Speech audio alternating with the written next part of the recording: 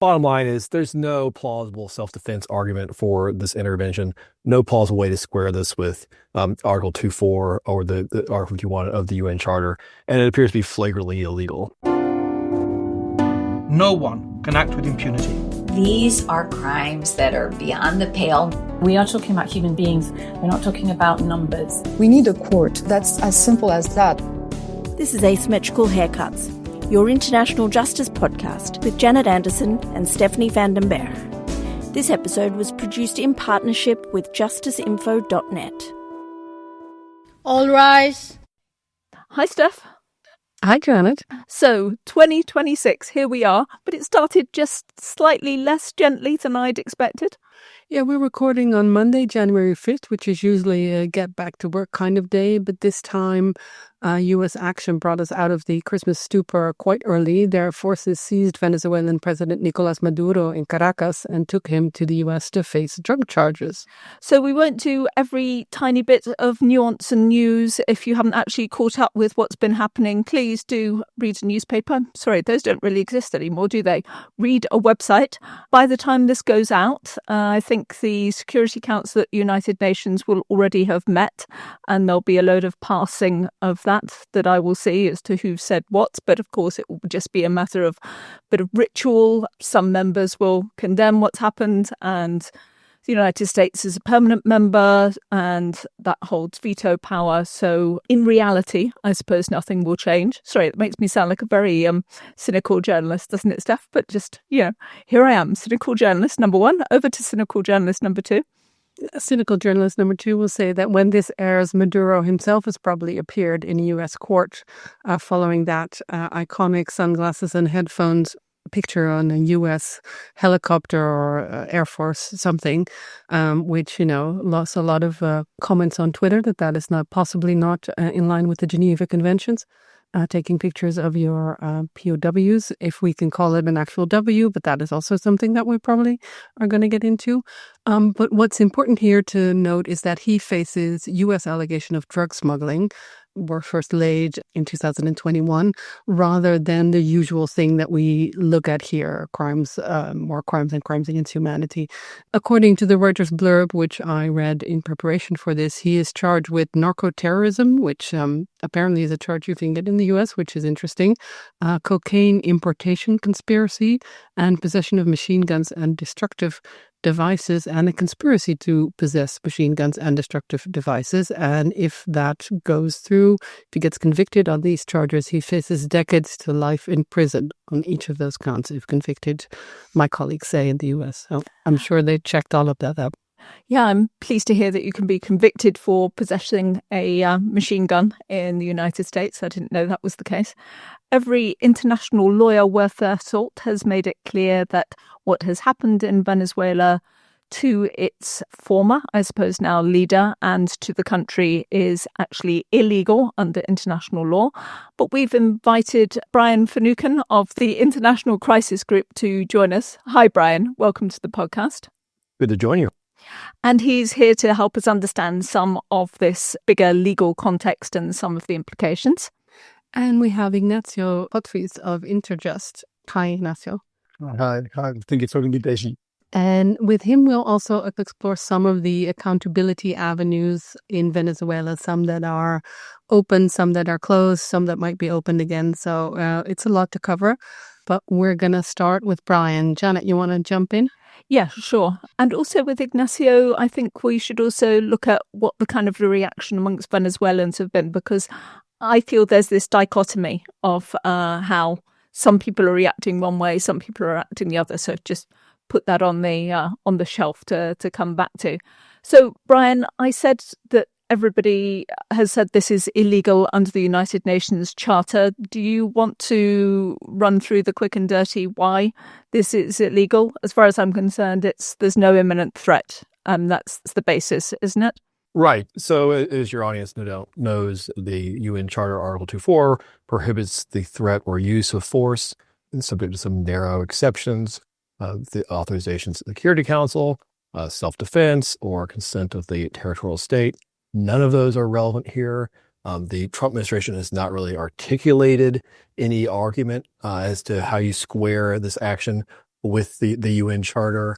And in fact, there have been public reporting that the administration is relying on a 1989 Department of Justice opinion that says the president can override the UN Charter and use force in contravention of international law. The administration is throwing a lot of things at the wall with respect to justifying this operation publicly. Marco Rubio, Secretary of State, saying that this is a law enforcement operation and not armed conflict or use of force. Yesterday, we did have some statements from the U.S. ambassador to the United Nations, Mike Waltz, that invoked Article 51 and cited alleged drug trafficking, made note that the U.S. regarded Maduro to be the illegitimate leader of Venezuela, cited supposed ties between Venezuela and Hezbollah, China, Russia, and Iran. This is throwing a lot of stuff at the wall. But bottom line is there's no plausible self-defense argument for this intervention, no plausible way to square this with Article 2.4 or the Article 51 of the UN Charter, and it appears to be flagrantly illegal. Well, despite it being illegal, this isn't the first time.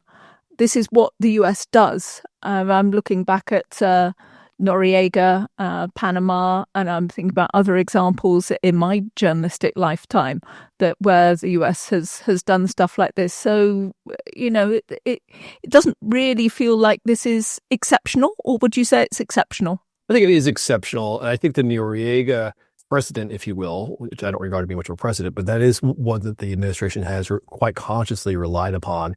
And that 1989 Department of Justice opinion that I mentioned a moment ago was drafted in preparation for that operation. But I think there are some, salient differences between the 1989 intervention in Panama and this operation in Venezuela. The Bush administration at the time cited the invitation/consent of authorities they regard to be legitimate in Panama for that operation, and also it advanced somewhat more plausible, though not very plausible, sort of self-defense arguments about prior attacks on U.S. personnel in Panama. Of course, the U.S. had troops in the country in the Canal Zone at the time, and the Panamanian Assembly had declared war on the U.S. shortly before the intervention. I don't regard Panama to be a good legal precedent, either in terms of use of force under Article 2.4 and R51, nor for U.S. war powers purposes. But it is worth noting that there are differences between what happened then and what happened now. I do think it's also relevant, though, for how a subsequent prosecution will play out in U.S. courts. I think the prosecution of Noriega for drug trafficking charges does provide sort of a template for how things might look in the prosecution of Maduro and his wife. When we look at now the press conference that Trump gave, he's kind of said the quiet part out very loud, that this is going to be about oil, and that decades ago oil companies had assets were appropriated and now they're going to get them back and the U.S. is going to, quote, run the country. How does that work in international law? Because that is not like something I've seen before. The short answer is it doesn't work at all in international law. But this is a part of a long-running theme with President Trump before he was president and during his first term as well. At one point, he was convinced to keep U.S. troops in Syria to, quote, keep the oil. And it seems to have been a very conscious and cynical play by those pushing for military intervention in Venezuela, first and foremost Secretary of State, to promote Venezuela's oil resources, promote this narrative about Venezuela having taken U.S. oil or oil interests to persuade President Trump to launch this military intervention. And so it's one of a series of justifications that have been used to sell intervention to Trump, and more so than the American public. Those also include the supposed terrorism characterization, the narcotics trafficking. This is marketing used by those within the administration to persuade Trump to launch this intervention. Ignacio, when we turn to you, a lot of the reaction that we saw also was kind of double, in the sense that there are a lot of people who say, well, this is illegal, but there's also a lot of people, I think a lot of European leaders had a kind of two-faced, like, we need to know all the facts, so that kind of wait and see attitude. But there was also a lot of comment on Maduro as a person and his regime. What kind of regime is Maduro running, and why is there this kind of duality in reactions? On the one hand, it's illegal. On the other hand, they're using it to take out, as Trump might say, a bad guy. Yeah, what I think that is Venezuela is, for many years, decades now, one of the most corrupt countries in the world. Transparency International have been denouncing this for many years. And there are a lot of announcements, that shows a link between corruption network and the government, including Maduro, but others that are now in the power in Venezuela. Oil trafficking, gold extraction. Even the UN fact-finding mission issued a report a couple of years ago that explained, the situation there in terms of corruption, 40 disappearances, killings. I think the rank of Transparency International, Venezuela is in the top 10 of the most corrupt countries. So I think that the link is very clear. And indeed, I think that the reaction from many other states, European countries, was not a very clear denounce in many cases about what was happening in the last years in terms of big part of why this government was in place for so many years was because of the links of the corruption politicians that, as I said, are now in power. So I think that the corruption element is something nobody discusses anymore now. This situation, I think that there's no even discussion that the corruption element was very strong in Venezuela. But, in terms of the reaction inside Venezuela, just chatting before the podcast, you were saying that quite a lot of Venezuelans were very happy to see him gone. But is there a sense now of things are potentially changing? I mean, maybe you could say how many political prisoners there still are. I mean, has anybody been released, for example? Yeah, the situation remains like before Friday. Around 1,000 political prisoners. Some of them are still disappearing. Nobody knows where they are. And so far, this is very dynamic. And, maybe someone who listens to this podcast a week later, the situation might change. But today, there is no signal that this will change. Because at the end of the day, the regime is still in place. What changed was the leadership, right? So this situation is still a huge concern. And there are a lot of Venezuelan organizations demanding the release of political prisoners, but so far there are no signals. And as you said, many people are happy for this.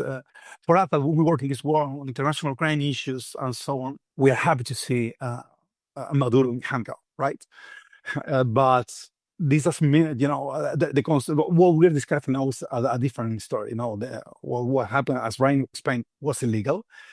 But the reality for many Venezuelans that are living in Venezuela that have no access to health, people disappear, torture, so many killings, and so on. Many of them welcome, this first action. And then let's see what happens in the future. But I think it was a lot of a reaction that were actually welcomed what was going on, even though it's illegal and we all agree on that. So that was the perception that I had in talking to Venezuela with many colleagues last days. As you said, this situation is really dynamic, but just to put for our listeners the situation that is now, as we understand it on Monday, is that Maduro is no longer in the country. The vice president is taking over, but that is, as you said, Ignacio, that's part of his party. So it is kind of still the regime in place. And I think Trump, in his press conference, was asked if there was any role for those seen as legitimately elected, including the Nobel Prize winner, Machado, and the shadow president of Venezuela, who was elected probably in those rigged elections. And he seemed to kind of brush that off and say that we're talking to the vice president and kind of leaving the leadership in place. That your understanding as well of the situation as it is now? Yeah, I mean, I find this amazing, the fact that, I don't know, initially I thought that they were going to put a new government in place, like it happened in Iraq or something like that. But at the end, what is happening is that today, what is running the country is the vice president, which, by the way, was sanctioned by the states. And the opposition is still outside the country. And as I said before, I think that what is happening now is a change of leadership, but not a change of the regime. I think that today there are no signals that nothing can happen can change in the near future. Even though Corina Machado and Mundo won in July, they're outside the country. They don't have the institutional capacity to run anything so far. And this doesn't seem that will change, as I said, in the near future. So let's see what happens. But today, they're the same people living in the country because not only vice president, many other prominent leaders of the regime are still there and running the country. Brian, as I mentioned sort of up at the top in the introduction, part of the focus now is going to be in the US, and I think it's in New York that Maduro is meant to appear on these drug trafficking. Oh, what was it you called it, Steph? Narco trafficking charges? Narco-terrorism. Sorry, these narco-terrorism charges. I don't know what that is. I feel really embarrassed even asking this, but he's a head of state, officially has immunity. Do you just want to walk us through, again, the shit show that is immunity, head of state, Maduro, New York, something to do with terrorism? Right. So I think that the narco-terrorism charge may be as much about rhetorical flourish as any sort of legal substance. And I think it's worth emphasizing that all of these are accusations. We will have to have a trial to determine whether the government actually has adequate evidence to establish the charges beyond a reasonable doubt.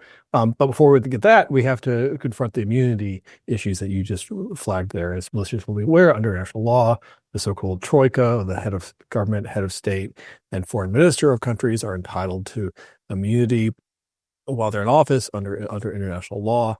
The wrinkle here in U.S. courts is who determines whether an individual is a member of the troika, who determines whether an individual is in fact the head of government or the head of state or the foreign minister. And in the U.S. system, the executive branch is given great deference in those determinations. And you've seen this administration repeatedly referring to Nicolas Maduro as an illegitimate leader. And so I think it's likely that the Trump administration will assert that Maduro is not and was not at the time of his capture the lawful head of state, head of government of Venezuela, and that there may be great deference given to that determination by the courts. It's just, in this respect, it's somewhat different than Manuel Noriega trial, where Noriega did not occupy a similar position in the Panamanian government.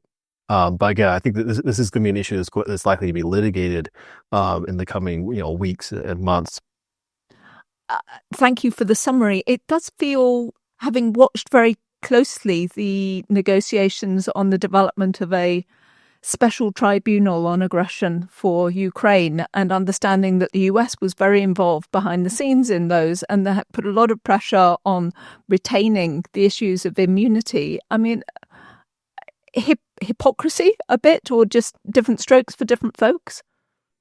More than a bit. Yes, they want to have it. This administration would like to have it both ways, no doubt. And there's also the additional irony of the U.S. Supreme Court finding that the U.S. president has broad immunity within U.S. courts, but of course that immunity does not apply to other heads of state necessarily. So I think this is going to be a wonderful variety of issues to be litigated. I think another parallel to the Noriega case, as mentioned earlier, is the issue of prisoner of war protections. The application of the Third Geneva Convention. Maduro was also the commander-in-chief of the Venezuelan Armed Forces, and therefore the Third Geneva Convention applies to him, and he should enjoy the protections afforded to POWs. This evokes for me another question, namely, do you not have to have a war to have a prisoner of war? And is this story that this is a war on drugs? We had a whole episode about it with some very adamant quotes from our colleagues or from our other experts saying that just calling it a war doesn't make it a war, and so laws of war should not apply.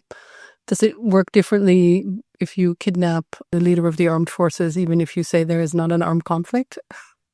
So we've transitioned from a make-believe war, the war on drugs, the boat bombing scheme in the Caribbean and the Pacific, to an actual war, an international armed conflict. I don't think there's any serious debate amongst legal scholars that the U.S. Military incursion into Venezuela, the assault on Venezuela's armed forces, the capture of its commander-in-chief constitutes an international armed conflict, which triggers the application of the Geneva Conventions, including the Third Convention with respect to prisoners of war, but also the Fourth Geneva Convention with respect to civilians. And those have sort of broad implications. given this administration's disregard for law in general and international law in particular, it remains to be seen whether they'll actually abide by those Geneva Convention obligations.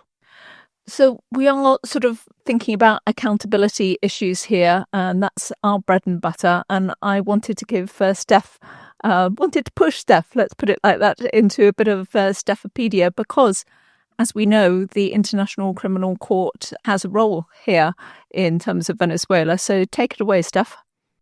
I've actually already prepared this background since late last year, anticipating that something would happen and somebody at Reuters would ask me what the heck was going on with Venezuela and the ICC. So Venezuela has been an ICC member since the court became a legal reality in July 2002. And the ICC has jurisdiction, as we know, over genocide, war crimes, and crimes against humanity committed by anyone on the territory of Venezuela or by Venezuelan nationals anywhere. So, U.S. nationals committing any of those crimes allegedly in the territory of Venezuela would fall under the jurisdiction of the court would say. In 2018, we already had a joint referral by South American states to look into possible crimes against humanity stemming from human rights abuses by officials in the Maduro government. And in 2021, the Office of the Prosecutor opened a full-fledged investigation. Now, in 2020, Venezuela has already asked the court to investigate U.S. officials, arguing that the impact of U.S. sanctions amounted to crimes against humanity. And they opened a preliminary investigation in that case, but there is no full-fledged investigation. So there is a lot of back and forth with opposition and human rights groups in Venezuela wanting to bring the Maduro government in front of the ICC, and the Maduro government trying to bring some U.S. officials to the ICC. Now, the probe that has advanced the furthest is the probe into alleged human rights abuses by the regime of Maduro, but nothing has actually come from that yet that we know.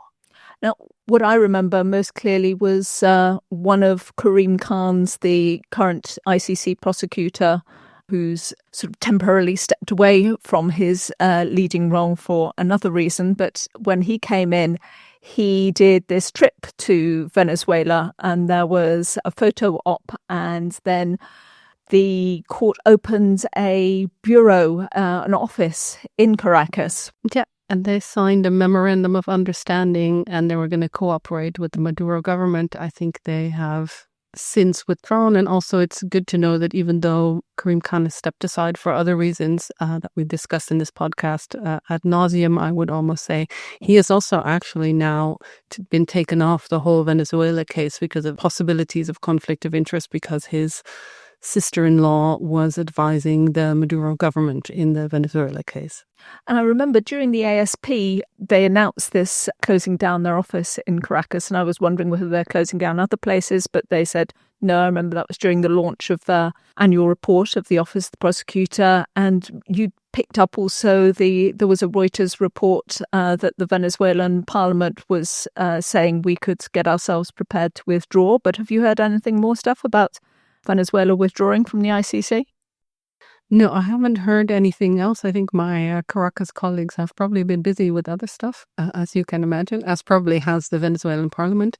But just a reminder to our listeners who probably already know that even if they would withdraw today, it would still take a year to take effect. So anything that happens in this time period that we're talking about would still fall under the ICC jurisdiction.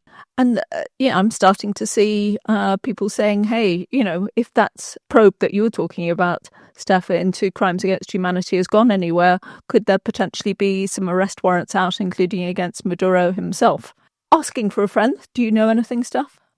No, I mean, we've tried to ask the ICC deputy prosecutors about this, especially we had an interview with them in December where we asked them about sanctions. And of course, we also asked about Venezuela, and they wouldn't say anything about it. I don't think they even necessarily wanted to acknowledge there is an ongoing ICC investigation. So they're treading very carefully. I mean, I'm sure they acknowledged it, but they didn't seem willing to say anything more than, yes, we haven't closed it. So I think At that time, I think also everybody was trying to kind of get out of the gaze of the U.S. and not attract more possible sanctions on the court. So that might also be a way not to play up your potential involvement in Venezuela. But I think that ship has probably sailed by now. And in your intro, you very carefully said genocide, crimes against humanity and war crimes. And you didn't mention the fourth crime that the ICC has jurisdiction over, which is aggression, because they don't have jurisdiction over aggression in relation to Venezuela. Well, Venezuela didn't sign the Kampala Amendment, and even if they did, the Kampala Amendment specifically says that you cannot prosecute the crime of aggression by non-member states or nationals of non-member states. So even if Venezuela signed up, the aggression can only be prosecuted by the ICC if both countries where this happens are members and have signed up that they can prosecute aggression. So, looking at the countries that have signed up, probably, if Liechtenstein invades Germany, then we might see an aggression case at the ICC at this point. But I don't know how many other states this would be possible. All the states where this is potentially problematic and who might feel the need to invade another nation at some point have not actually signed up to the Kampala Amendment. Very broadly, painting very broad brushstroke here, but that's my interpretation of it. Well, we've had some very patient guests listening in to us delving into the ICC, so let's bring them back in. Start with you, Ignacio. I assume that you've been sending some information to the ICC. Maybe I'm right, maybe I'm wrong, or is that really not an avenue that you have considered as a possibility for Venezuela? No, actually, indeed, some years ago, while we were working at the DOC, the Global Foundation for Justice, we submitted some reports denouncing crimes committed by the Venezuelan intelligence service. But this was a long time ago.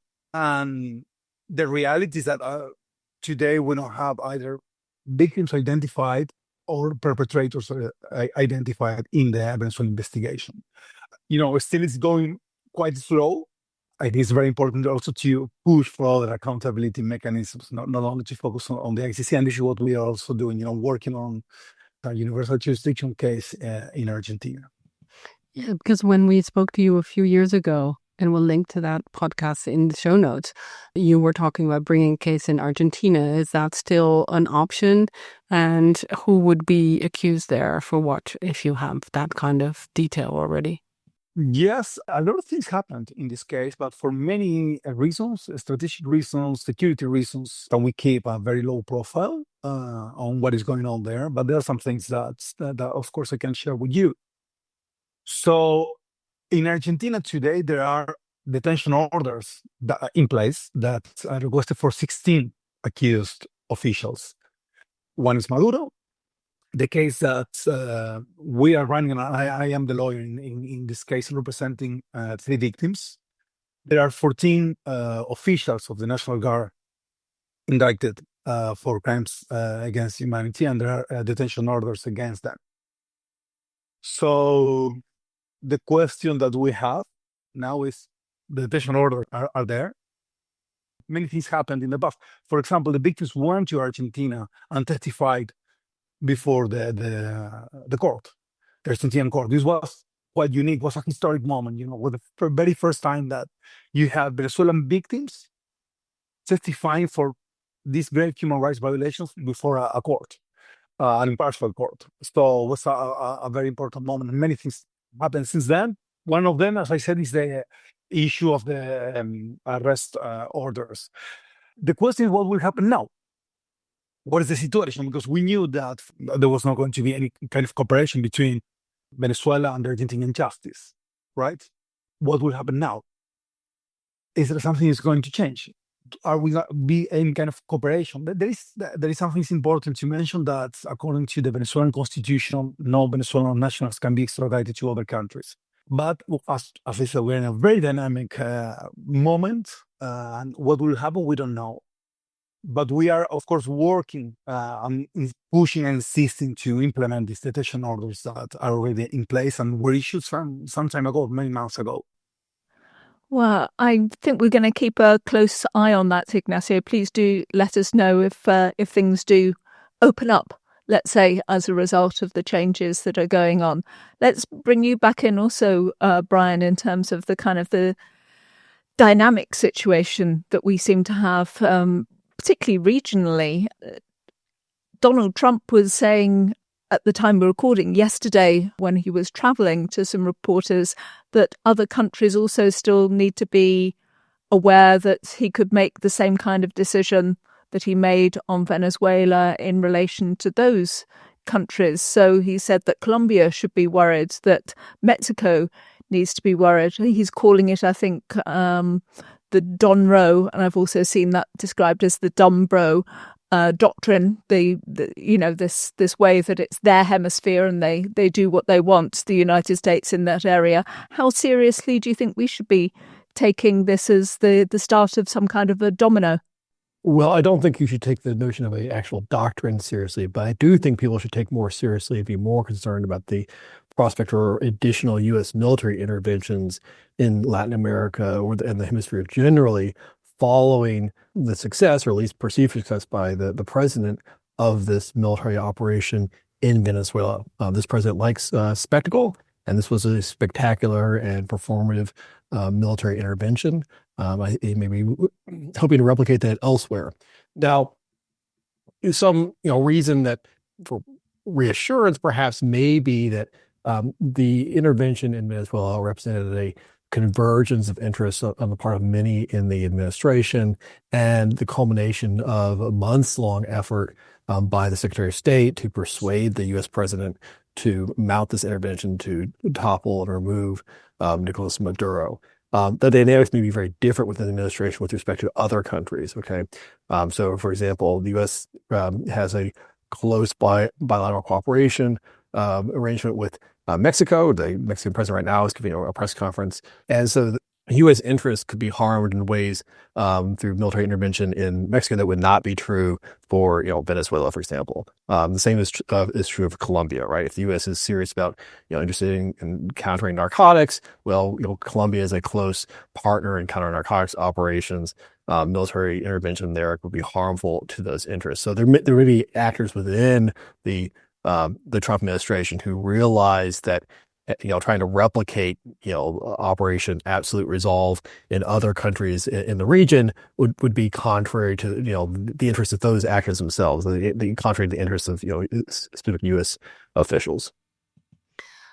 Ignacio, I know that you thought that the countries that Trump named were not the ones to watch most closely. What would happen next? What would be your pick for next U.S. intervention in Latin America, or potential trouble spot in that sense?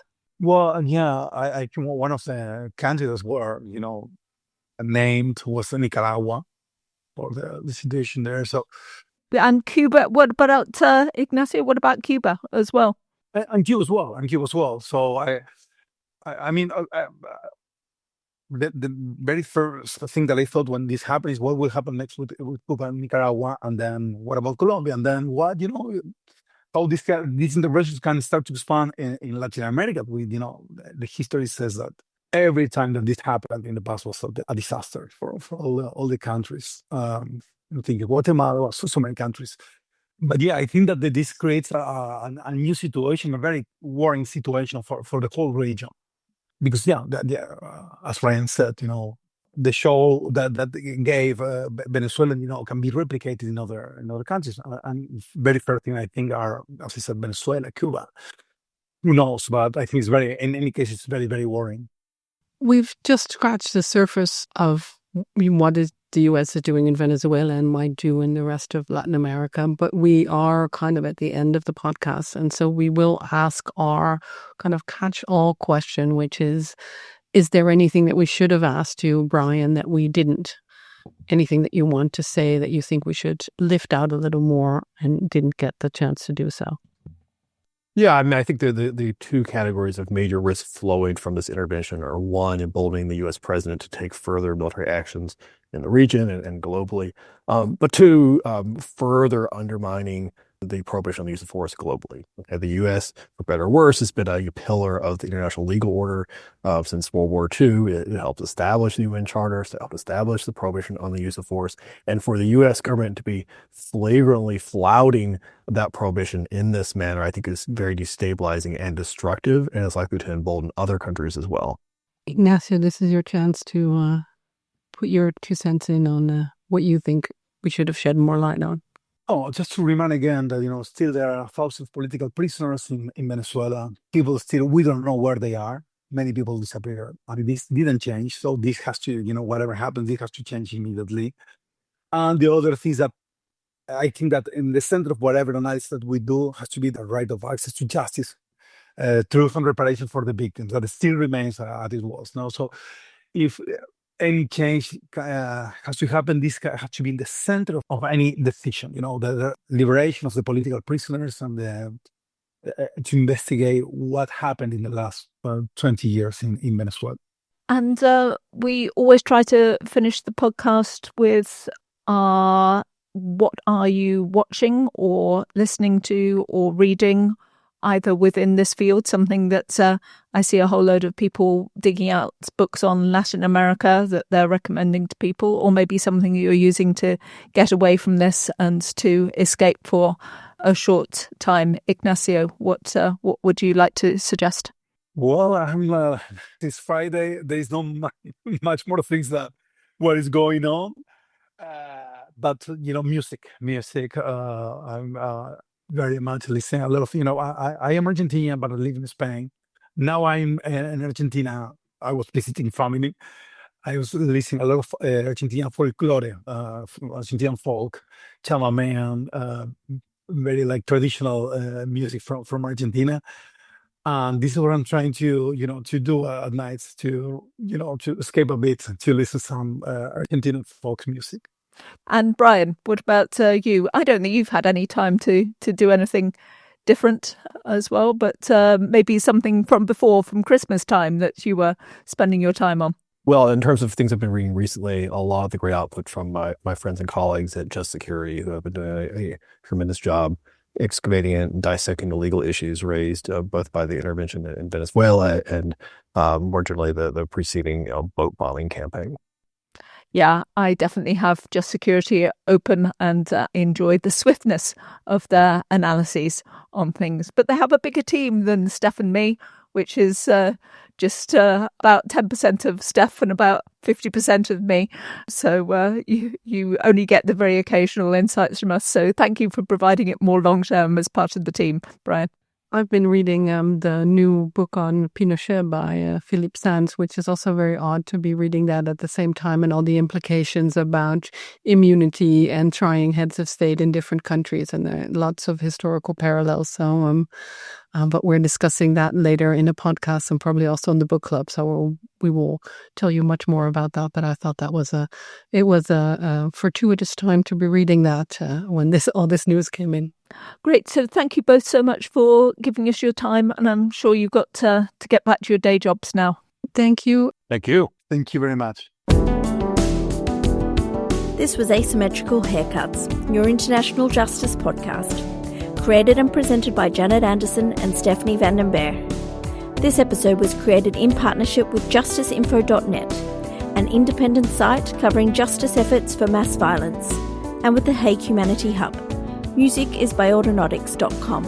You can find show notes and everything about the podcast on asymmetricalhaircuts.com. This show is available on every major podcast service, so please subscribe, give us a rating, and spread the word.